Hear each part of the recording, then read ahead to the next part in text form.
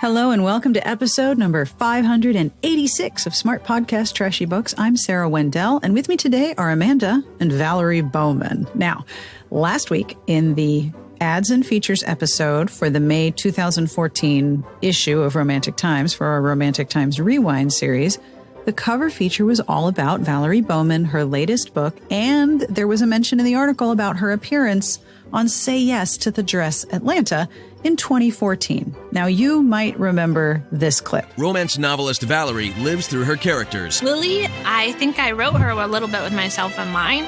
And thought by dressing like one, she had penned a quick ending to her bridal story. Oh, it's just so romantic. It's perfect. Oh, not at all. Valerie is the baby of the family, so naturally she's going to listen to her big sister. Sister's dress is a dropped waist gown with a sparkling beaded bodice and a full ruffled skirt. No! No way. I think this would get edited out of my book. Good. It's bling. It's frou. No. I love it.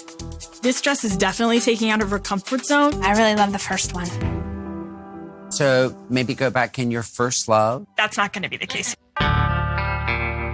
Nobody can mess with your head like a sister. You can live in a fictional world the rest of the time. And unless Valerie comes up with a character that stands up for herself, she's headed for an unhappy ending. So I reached out to Valerie because, would you believe we had a few questions about this whole episode and the clip itself?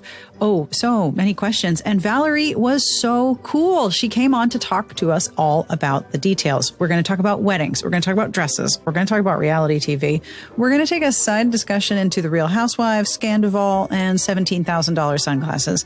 This is a very goofy, silly, fun episode. And I am so glad that Amanda suggested I reach out to Valerie. Plus, do not miss the show notes because Valerie sent us a picture of her wedding and it's just wonderful. I knew doing the Romantic Times Rewind would be fun. I didn't realize it would be this much fun. So thank you for going on this very strange journey with us. I also want to say a special hello and thank you to our Patreon community who is playing a major part in making this a whole series possible. I have a compliment. I love this so much. To Sue R. You are the human embodiment of the feeling of walking into a gelato parlor, seeing perfectly rippled brand new trays of all your favorite flavors and knowing that you can get some of each.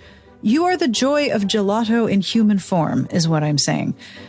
Thank you for being part of the Patreon. And a special hello to Amanda S. for joining our community so recently. If you like the show and you value what we're doing, and if you really enjoy the Romantic Times Rewind episodes, which are just so much fun, have a look at our Patreon.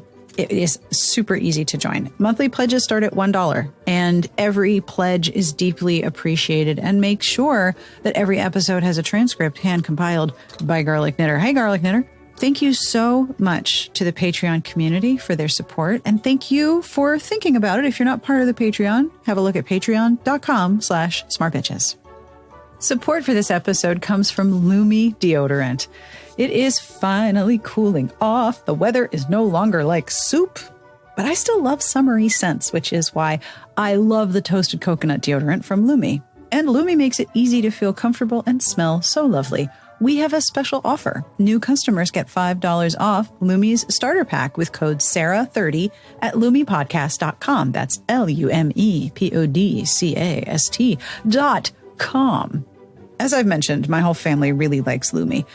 I use the solid stick deodorant, as I mentioned, in toasted coconut, but we, specifically my teenager who ran off with my Lumi starter pack items, also really like the lavender sage scent. Lumi also offers a soft powder scent, minted cucumber, or completely unscented, which is always appreciated. How does it work? Well, some products try to mask odor with fragrance, but Lumi is formulated and powered by mandelic acid to stop odor before it starts. It's more like a pre-odorant. And Lumi can control odor for up to 72 hours. Lumi's starter pack is perfect for new customers. It comes with a solid stick deodorant, cream tube deodorant, 2 free products of your choice like a mini body wash or deodorant wipes, and free shipping. As a special offer for listeners, new customers get $5 off a Lumi starter pack with code SARAH30 at lumipodcast.com. That equates to over 40% off your starter pack when you visit lumipodcast.com and use code SARAH30. All right, it's time to talk about Yes and Dress and reality TV. On with the conversation with me, Amanda, and Valerie Bowman. I am Valerie Bowman. I am a historical romance novelist. I think I have about, maybe 30 plus books out there at this point. I've been writing since 2011. And I used to be published by New York by St. Martin's Press, but now I'm fully indie and loving it. That is my welcome to the show. I feel like this is going to be a gathering of what I like to think of as ye olde romance, old folks home, where we just sit on the porch and rock back and forth and talk about how it used to be back in the day. Yes, I love it. We recently did the May 2014 RT Rewind, and we looked in the magazine. You were the cover story. I'm assuming you remember this issue because I do remember it. It's so cool to be the cover story, right? Yeah, it was cool. Yeah, I absolutely. Why did y'all pick the May 2014 to start with? I'm just curious. Is it just one you had? Yeah, it's wild. I love it. You know, my history with RT is that when I was a little girl, my mom, every Friday night, we'd go to Walden Books in the bookstore at the mall. Books. And she would get all these romance novels in the RT. I still remember it. It was paper. It was black and white.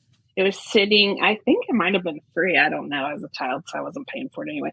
But she would get a copy and they were all over her bedroom. Like my mom's bedroom was just romance novels. So I remember it when it was like black and white and just, kind of bad font and just, I've only seen pictures of those. I've never seen the original RT, the Romantic Times newsletter, when it was like actually paper and you folded it up, put it in an envelope and sent it to me. I've never seen one myself. Oh, they were lovely. So was it like a massively big moment for you to be the cover story on this magazine then?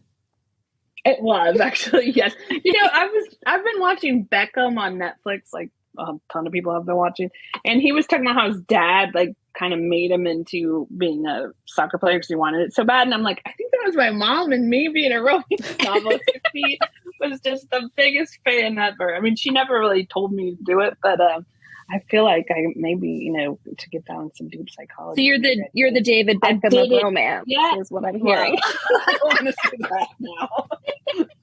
That's good. It's probably a step too far, but I love that idea that your parent could like just influence you, and I think with romance novels and my mom for sure. Yeah. Well, I mean, you can now put that on the cover of your books. Like Amanda and I are totally cool with you saying the David Beckham of romance -- smart bitches. Like you can put that on the cover. It's fine with us. I'm South. Do you think anybody wants that? I don't know. That's funny though. I love it. So you were on the cover for your book and you mentioned in the profile, which by the way, was a really good profile. Like one thing I've noticed rereading old issues is when they do a profile of somebody, they had some really interesting questions and like the profiles were actually solidly interesting. Yeah. You appeared on Say Yes to the Dress Atlanta. Now this is like a little paragraph in the article, and I don't know if you saw the episode, but we listened to the audio. I watched that whole episode. I don't like reality TV. It makes my skin hurt because it's just so awkward. But like, okay, how did this appearance happen? How did you end up on Say Yes to the Dress Atlanta? Okay, so actually, with some romance novelist friends who suggested it. So I was out. I got married in 2013. It was literally our wedding anniversary last night. Yesterday. Oh, hey, congratulations. So, that's 10 years. 10 years. Yeah, 10 years. Yay! We were like, so I was looking for a dress and I just was posting things out on my, I think, Facebook and just like, what do you think of these dresses? Because that's kind of fun.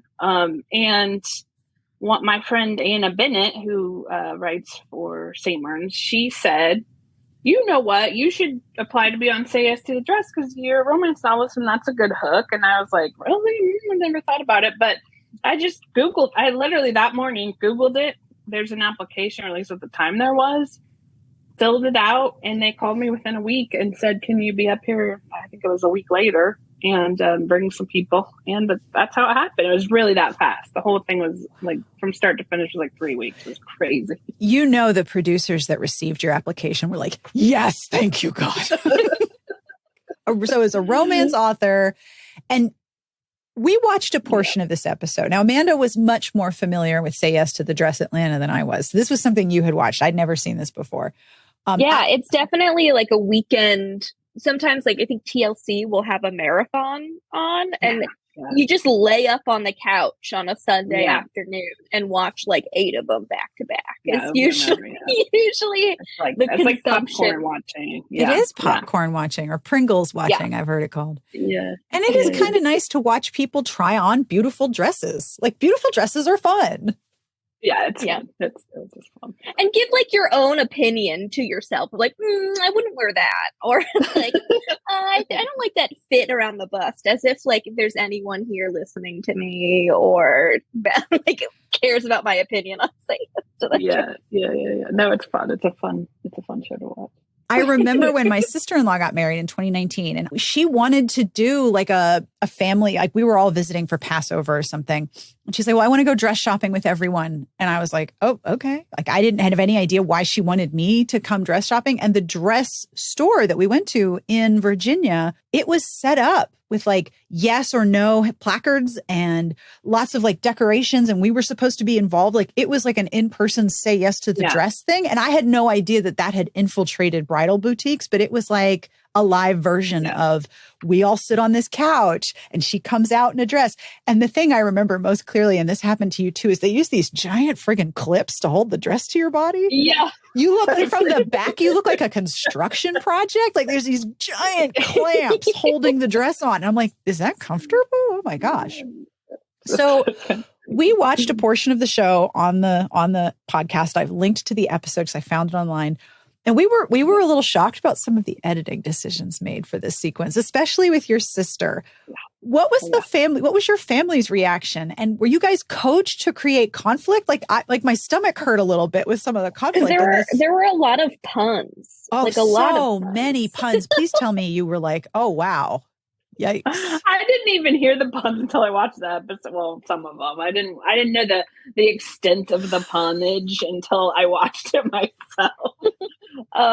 But they did not coach us to have conflict, but what they did is they edited it to have conflict. Oh. And as a storyteller, I can't blame them. So I get why they did it. But yeah, my sister was not happy because they made it seem like she thought really ugly dresses were pretty. And she'd never, basically they'd ask her about a pretty dress and say, how did you like it? And she'd say, oh, I liked it. And then they put that clip with the ugliest dress ever. So, oh my gosh. So they made it look like your sister had bad taste in wedding dresses? Yeah, it was not cool. No, she must have been very upset when it aired. Yeah, she was not happy. She's actually never seen it, but she's had enough people tell her about it that it was bad so I respect her decision to not watch it. I really wish I would have. My mother-in-law was on it with me, and she's since passed away, but she would have been so good to fight with because she would have been into it and just not cared. But my sister cared, and it was a bad scene. So I wish we would have kind of changed the dynamic, but when you go, you don't really know who they're going to have you fight with, other than if you've seen it before, it's always family members that they have you fight with. But my mother-in-law was family, so. Oh my gosh. Yeah, it was no good. They really played into you always, your sister knows how to push your buttons. And I was like, oh my gosh, of course. They do. They have to make a story, otherwise it's boring. But right? Yeah, it's definitely was contrived. Little contrived. So your sister is not actually a reality show villain, is what you're saying here. She is not, and she has very, very good taste. So you know what? I think that's what made her the most mad, is that she didn't want America thinking she had that taste. Which I get. I totally get. I mean, I can believe it and I cannot believe it that they would edit together her positive comments. And the one that she was praising was the one where it was just like a tight bodice and then just ruffles for days. It was it was awful. Yeah. And in fact, the worst part was my friend who had come, one of my friends, she thought she hadn't really seen the show, so she didn't really know what to do, but she thought part of it was to pick the worst dresses. So that was actually one of her crazy dresses she picked just to be funny. And then they turned that into my sister like it. It was bad. Oh my gosh. I feel like we need to have your sister on the show just so she could like defend herself. What a bad edit she got. Oh my gosh. It was bad. It was, and I've heard since then, I've never been on one of these like remodel shows, but I'm sure you've read, they say that like behind the scenes, they only really fix up like one wall and the rest of the house looks like crap after they leave. I mean, reality shows are just, they are what they are. But so I would watch a show where it's like kind of a mix between Say Yes to the Dress and then like Supermarket Sweep, where you've got like 5 minutes to find the ugliest dress in this giant dress warehouse, and like the winner takes home a prize. I would be so good at that though, because so when I got married, I had my sister as my maid of honor, my sisters-in-law as bridesmaids, and 2 of my friends from college as bridesmaids. And I can barely dress myself, so I cannot dress other people. That's how I am. And I told them, just get a dress and make it blue. Buy something you like. All blues go together. It's going to be fine. We'll tie you together with the flowers. And I'm really not that worried about it because, again, I can barely dress myself. And if you told me to go into a bridal shop and find the ugliest dress, I would be able to do that in like 3 seconds because I have no concept of what looks good on the hanger versus what looks good on me. I would pick the worst dresses for myself. Just as a default, I would win this show so easily. Yeah. I'm with you. I have no taste in clothing, nor do I care that much about clothing. So I'm always just wearing like whatever. So did you come up with the ideas of having like you, like in the show, you're sort of channeling your characters? Like, this is what one of my characters would wear. And everyone was like, no, you have to come back down to reality. And I was like, well, first of all, that's kind of harsh because clearly this was something they were building, right? Yeah, they did.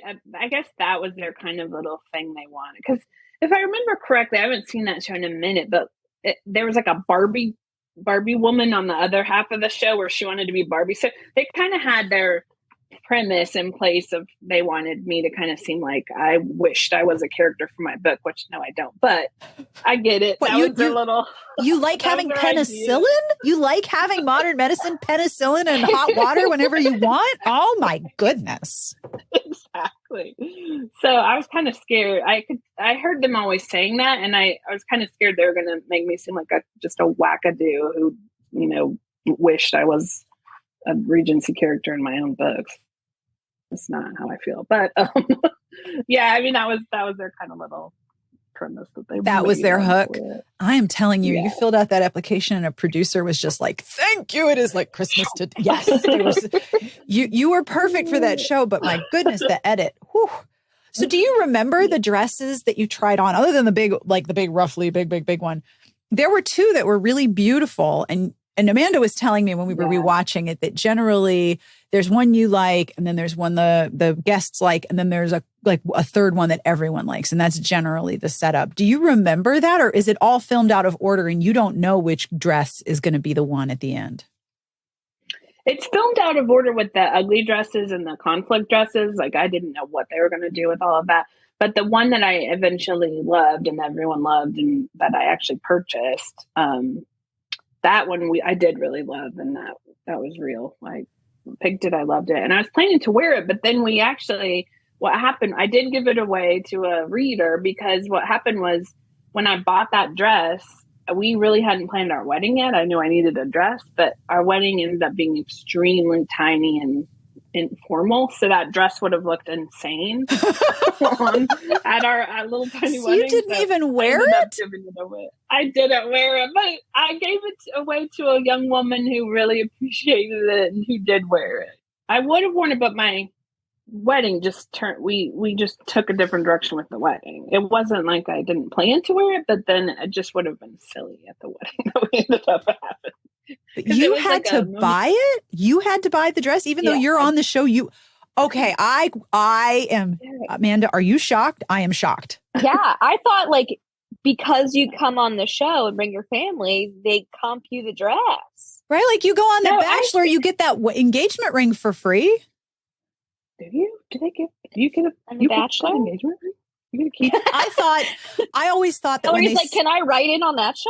Can I see, I always thought on The Bachelor when they're like the rings provided by Neil Lane or whatever. I don't think these are guys. These people are a bunch of Instagram influencers. They don't have Neil Lane diamond money. I figured the diamond was part of the that and all the free travel from ABC and the booze. I would like to know if they get to keep it, especially if it falls apart because they so often do. I want to know that now. But no, I mean. And also, The Bachelor has a way bigger budget than us to try to that is true. There. So, you had to buy the dress? I am shocked.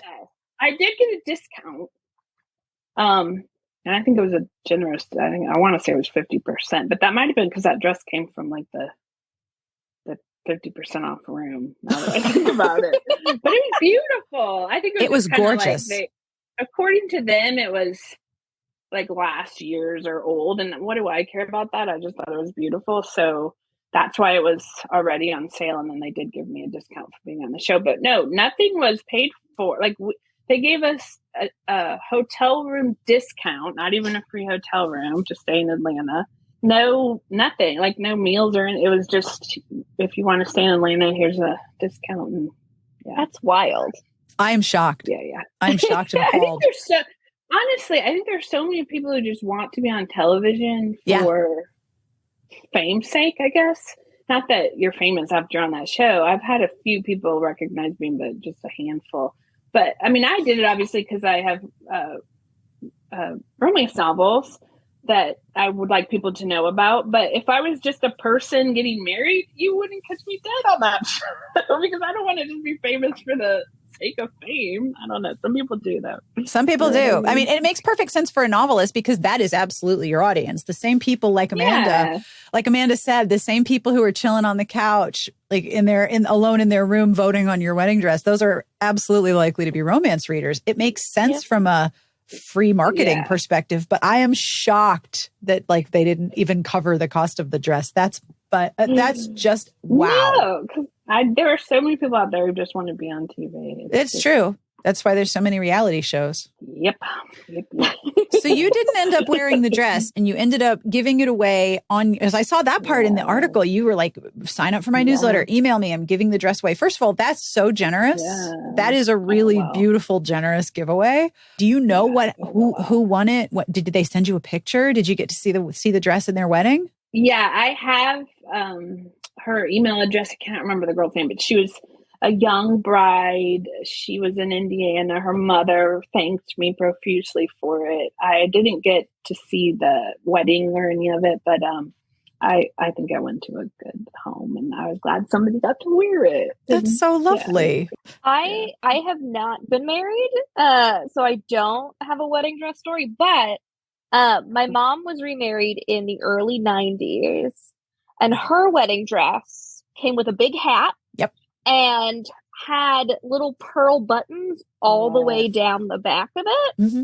And I remember I was like in some community play in high school and I was like playing a runaway bride and I'm like, oh, I can just borrow my mom's wedding dress because she still had it and I fit into it and everything.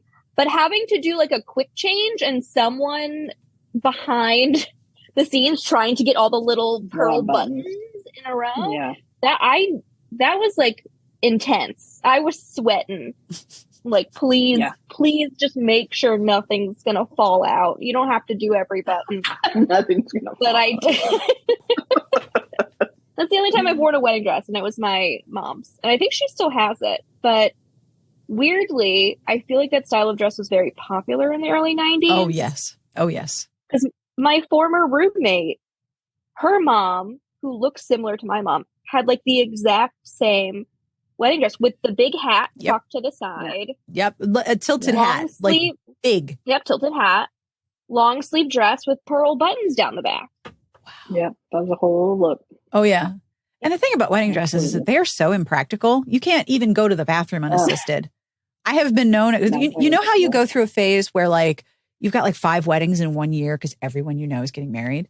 I would go up to brides I didn't know and I'd be like, listen, do you have someone designated to help you pee? Because if you do not, you come and find me. You don't even need to know my name. I've done this before. I can't pee in my own wedding dress, so I know you can't. I'm looking at this dress and it's like miles long. I'm like, listen, you just come find me. I will help you use the bathroom. We will never speak of this again. I'll never talk again. I'm like, you don't even have to remember my name. I don't even need a thank you note. It's so impractical. The thing about the dress you ultimately chose, and I'm kind of bummed you didn't get to wear it. Like you went through all of that. Your poor sister got this terrible reality TV edit and you didn't get to wear it. The dress you picked was so simple and elegant. It's so pretty. I loved it. Yeah, it was beautiful. It was beautiful. We actually, my husband and I actually were like, well, we should have a bigger wedding just so I can wear the dress. I mean, we had that talk and then we're like, okay, that's a little crazy. Let's have the wedding we want. So what did you wear to your wedding? I actually wore a very simple, I bought it off the internet. I didn't even try it on until I got it. Just a really simple lace dress that was like knee length, I even think, and kind of 3/4 sleeves. It was very simple compared to the other one. Would you feel comfortable sending me a picture so I can put it in the show notes? Oh, sure. Yeah, that would be lovely. I'll include that in the show notes so people can see the dress, the actual dress. Yeah. And how is your sister? Is she okay? She's okay. Yeah, she's okay. We honestly, all joking aside, we don't talk about that. We can't. She's still to this day not happy about it, and I have apologized profusely, and I hope it was absolutely not your choice, though. That was all the producers. Having learned a lot about reality TV, the producers make some weird decisions behind the scenes. They sure do. Yeah, I just wish it had been my mother-in-law. She would have enjoyed it. My sister was like, oh, I'm so sorry for that. That part stinks. Yeah, but when we went on reality TV, we should have been expecting that. I always think that. It's like, what do we expect, Yeah, reality TV is one of those things where, like, once you're on it, I feel like the finished product is out of your hands, unfortunately. Absolutely. Yeah. And I actually do like watching reality TV. Like, I was all up in this Scandoval all summer. Oh my God. We got to talk about that. Oh my gosh. I was so deep into that. But I know from having just been on one episode, it's all edited, but oh my gosh, Scandoval, I could not get into that. I mean, Ariana deserved better. For sure. Ariana does. Absolutely. And that little mustache. First of all, the mustache, we should have known he was headed downhill when he even started with the mustache.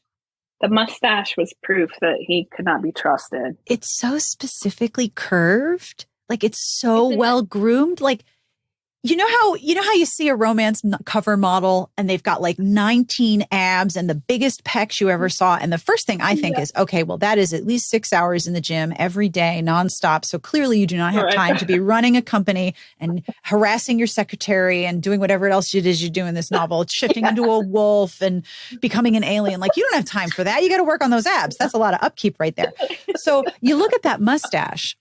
You know that it's like 2 hours in the bathroom every morning, just perfectly. Like, that's that's a lot of investment into a mustache. That's a questionable decision right there.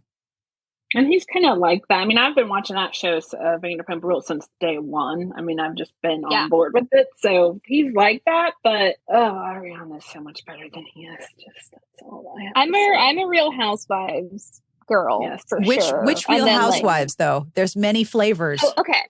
I've seen probably almost every Real Housewives spinoff. I will go on the record and say some of the best television I've ever watched was season 2 of The Real Housewives of New Jersey. I have heard that the Jersey Wives is the superior vintage.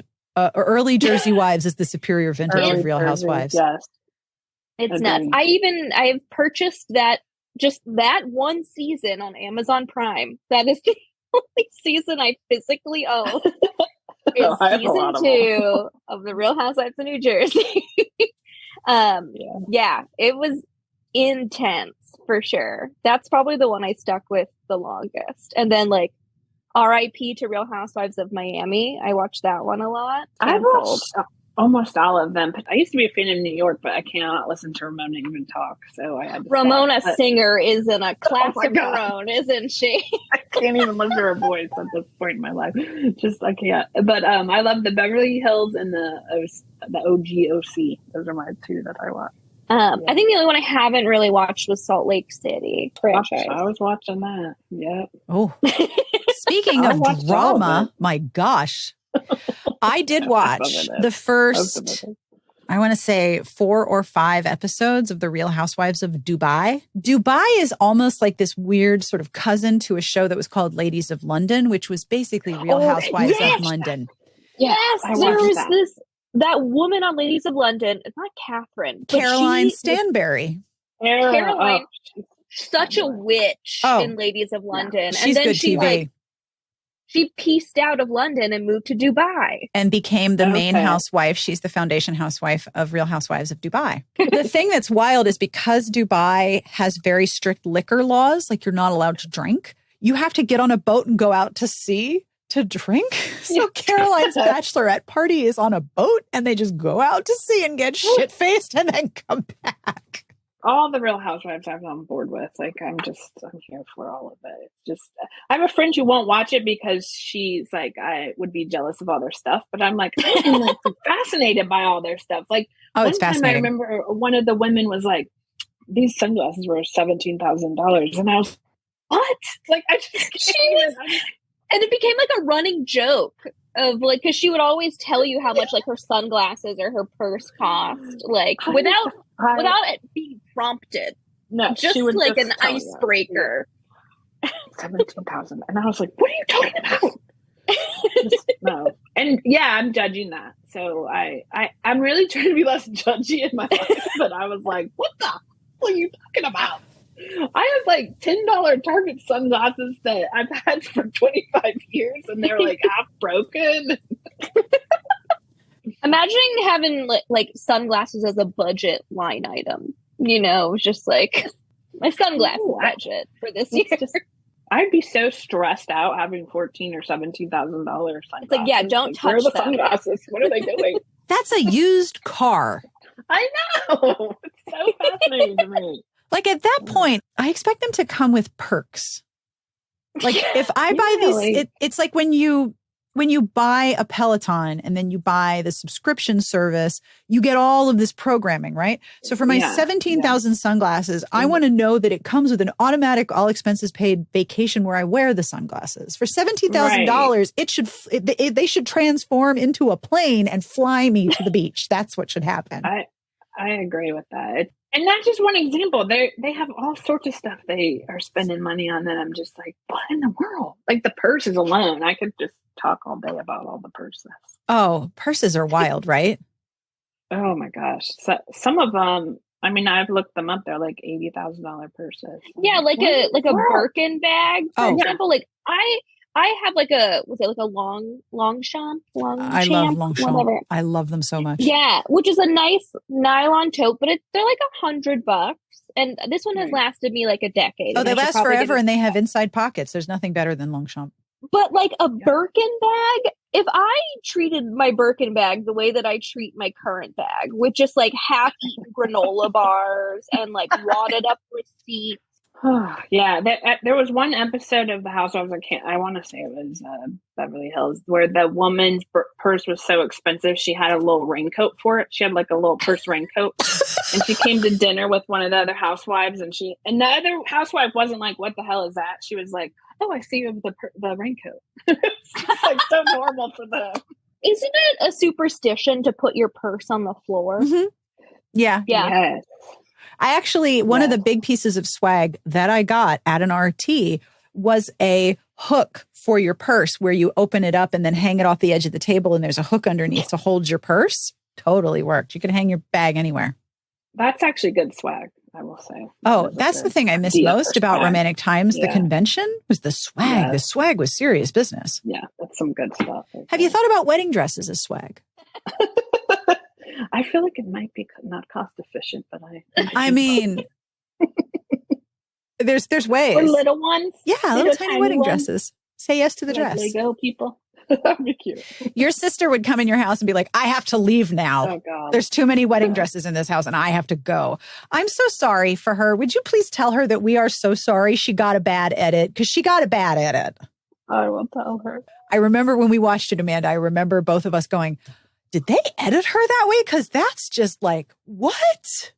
Yeah, I feel like most people wouldn't bring someone to this experience if they had any sort of like rocky relationship. They would bring people that like they love and know and trust. Yeah. And wouldn't be jerks about the experience. Yeah. Well, I can say when I did the sort of say yes to the dress with my sister-in-law, there was a dress she really liked. And I was like, this is very impractical. You can't move around because it was very form-fitting. And I'm like, do you want to dance? Like, do you want to move around? Do you want to be able to walk? You want to go to the bathroom? I will say, though, at the reception, to sort of break the ice, we with the bride's permission, my husband was a groomsman. And before we were introduced, we switched clothes. So he wore my bridesmaid's dress and I wore his tux. My mother-in-law still does not speak of this. She does not like that this happened. She does not speak of it. Oh, no. But first of all, my dress looked really good on him. I was mad I had to give back the tux because I had so many Do you have any idea how many pockets men have?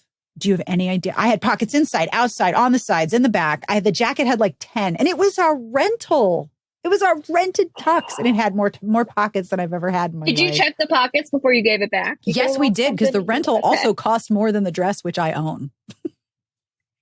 See, but that'd be okay, if we had What's in Your Purse as a show, What's in Your Pockets as a man would be so boring. Oh, God. It would just Wallet, be like, keys. wallet. Yeah. And we'd be like, Candy.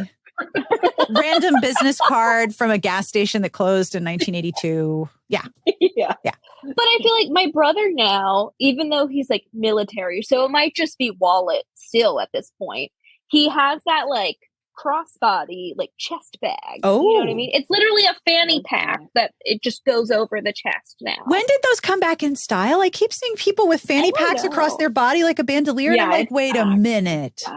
It's back. Look, I bought a fanny pack when I went to Disney. Loved it. But I'm a double G. No fanny pack in the world Is crossing the gauntlet there. No. Mm-mm. No, and it's just going to do that thing where like purse straps that go right between the boobs and just make them look even bigger. So it's like, you know what? Around the hips, it's fine. And it was great and comfortable and I loved it. Yeah, they're back. The fanny pack's back. It's been 10 years since you were on the show and you have written more than 30 romance novels. What are you working on now? What is your newest release? My newest release actually comes out in a week or two, the 24th. It's called The Wallflower Win. It is the last book in my latest series, which is, I call it the Whitmore Lens. I actually did the whole series as a nod to Judith McNaught, who is my favorite of all time. Oh, I love that. She's wonderful. Her books were so my gateway. Yes. Love her. And so all the books, it's 4 books, and all the books are kind of, anyone who's read all of her Regencies will see little kind of Easter eggs for all of her stuff in there, like names and presents and just little things I took from all of her books because I love her so much. I adore Judith McNaught, but there's one book of hers that I cannot read because the hero has the same first and last name as the person I dated throughout high school. Oh, Ian Thornton is the character name. Yep. Oh yeah. Yep, that's wow. who. That was my high school boyfriend. Lovely guy. Not a horrific memory at all, but that's just too much for me. Too much of a similarity, first and last name. I mean, so yeah, that's a lot to take in. I get it. And also, my name is Sarah. There are a lot of people named Sarah, and I admit I will struggle with a romance heroine named Sarah. At one point, I got a digital galley of a book, and it was a PDF, and it was a pretty high demand author. And so they had put a watermark across the text, Sarah's copy. And I was like, well, I can't read this. There's copy. I can't. So I did I exported the PDF and I removed the name Sarah. But it turns out there was a major character named Sarah. So after I was done, the book made no sense. Like, I was like, who the hell's talking? Oh, shit. You removed all Sarah. I removed all Sarah's except me. It was a very powerful moment in my life. I love that. I've never real found a highly Valerie as the heroine. The Valeries always tend to be like the bitchy bad villain for some reason. I'm like, what the what? The Even mistress Judith character. Judith McNutt has an evil Valerie. She does. She does have an evil Valerie. Yes, she does. Well, listen, I don't want to tell you your business, but you are a romance author, and there's no one stopping you from naming a character after yourself, especially after all of that nonsense about how, on Say Yes to the Dress, you wanted to be your characters, and, she needs to come back to earth. Oh, yeah. Like they really made you sound at times as if you were very much living in a fantasy world. So why not make a heroine Valerie? I say go for it. I didn't name her Valerie, but I've written one contemporary novel, and that heroine is not named Valerie, but she's very heavily based on me, and everyone hated her. So I was like, obviously I'm a horrible person, but just she's OCD and kind of picky, and everything's in her planner. She loves to do lists. Like, I really based her on me, and everyone's like, your heroine in that book is awful, but otherwise it was a good book. So I'm not doing that again. Oh no! Is that hiring Mr. Darcy? Yes. Oh no! Even my agent was like, no, not her. I was like, okay, I'm just gonna keep it to myself, but that was kind of me. But I actually am about to write the sequel to Hiring Mr. Darcy, so I'm going to make a way nicer heroine. And you can just make the heroine of the first book. If she's in the second book, you can do whatever you want. That's right. Change your name to Valerie, become a reality TV star. It'll be great. I love it. So what books are you reading that you want to tell people about? Oh, okay. I've been on the biggest kick all summer and into the fall here on like hockey romance, and somehow, okay, if you would have told me I would have liked football YA, I would have told you that you're crazy, but I've been reading all this football because I don't like football. I couldn't care less. It's shocking to me that I've gotten into these books, but I've been reading Jennifer Bond. I read some T.L. Swan. I just read the whole series one after another of like hockey and football, and I've been loving it. So yeah, Jennifer Bond's got a whole series. The one that's sticking out in my mind is called Catching Quinn, but they're all kind of that same name, and I love them. They're really good, really well done. One thing I love about books like that is that I call them armpit cover books, because the cover models are always like this. Yes. Like, you can't have a football hero on the cover unless he's like flexing his armpits at you. Like, it's very important. Yes. The pit pose is a big genre signal there. That's a perfect way to put it. Absolutely. Pit pose. Exactly. A pit book. Well, thank you so much for doing this. Where can people find you? If you're giving away a wedding dress or not, where can people find you? I'm not currently giving away a wedding dress, but everyone can find me at ValerieBowmanBooks.com, www.ValerieBowmanBooks.com. And I'm, of course, on Facebook.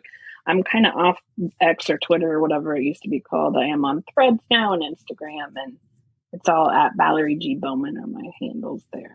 So, yeah, this was fun. I love doing the cover of RT, and it's so fun to talk about the olden days of those. Thank you. I can't believe it's been that long. I know. It's almost 10 years. One of the things Amanda remarked on when we did the first one was how this really was like a celebrity magazine just for us. Yes. Loved it. Like, all the names on the cover, instead of being celebrities, they're just like us. It was like Valerie Bowman and Cheryl and Kenyon. Like, wow, this magazine was celebrities just for us. So you got to be a cover model. I missed it so much. Yeah, I was so glad they didn't want me on it. Like, they just put my book, and they did ask, like, you can tell them what you'd prefer, but I was like, that's interesting. I do not want my mug on the cover. I know a lot of people have done that, but I'm just not the type who want. I was like, no, please, the book. Please. We actually talked about that, because I noticed some of them have the author photo and then some of them have the book cover. And I'm guessing as a marketing tool, having the book cover image reinforced is much more effective than having your picture, because people are going to see your book somewhere else, be like, oh, that was on the cover.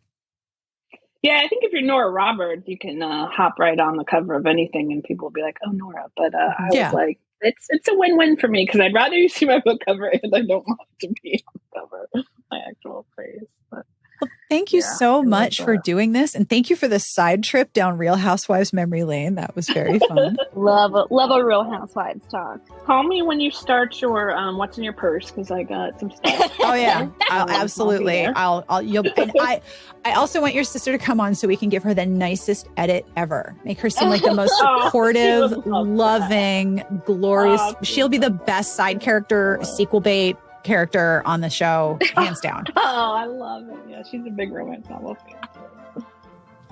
And that brings us to the end of this week's episode. Thank you so much to Valerie Bowman for answering my email and for coming on the show to talk about her appearance on a reality television program almost 10 years ago. I have a picture of her wedding and the dress that she wore in the show notes and at smartbitchestrashybooks.com/podcast under episode number 586. Do not miss it. It's beautiful. It's a beautiful picture. And I will have links to all of the books that we talked about and all of the places you can find Valerie. And of course, a link to watch the full episode if you are interested in seeing a nearly 10-year-old-ish episode of Say Yes to the Dress Atlanta. Wow. Podcasting is really wild sometimes. I always end with a bad joke, and this week I would never leave you hanging. It's almost Halloween, so this is the perfect joke. How does Dracula order his coffee? Give up? How does Dracula order his coffee? Decaffeinated. A secondary joke. How do you know if a vampire is sick? Well, they're coughing. I hope you have a wonderful Halloween and get all the best candy. On behalf of everyone here, we wish you the very best of reading and the very best of candy.